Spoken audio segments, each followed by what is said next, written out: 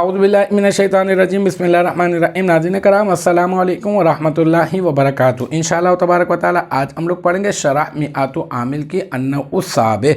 अब तक जो है इस सिलसिले में तकरीबन 37 वीडियोस बना चुके हैं। इंशाअल्लाह तबारक व तआला ये होगा हमारा पार्ट नंबर 38।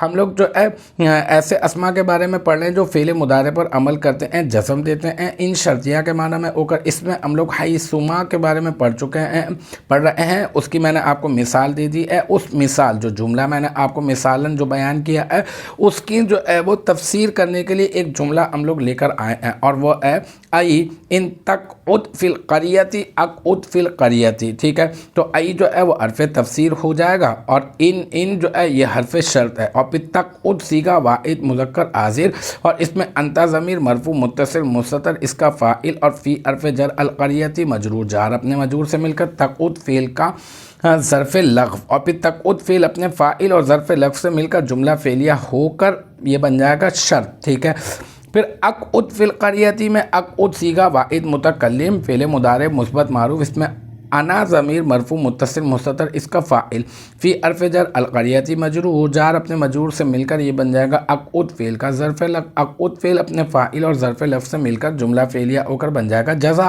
और फिर शर्त अपनी जज़ा से मिलकर बन जाएगा जुमला शर्तिया। और जुमला शर्तिया मुफ़स्सिरा, क्योंकि ये वाला जुमला जो है वो पिछले वाले जुमले की तफसीर कर रहा है, तो हम लोग कह देंगे जुमला शर्तिया मुफ़स्सिरा हुआ। तो अल्हम्दुलिल्लाह ये हमारा पार्ट नंबर 38 भी अपने इख्तिताम को पहुँचा। मुझे उम्मीद है कि यहाँ तक की जो बात है वो आपकी समझ में आ गई होगी। इंशाअल्लाह तबारक व तआला नेक्स्ट टाइम अगली वीडियो अगली क्लास के साथ मुलाकात होगी। जब तक आप अपना बहुत ख्याल रखिएगा।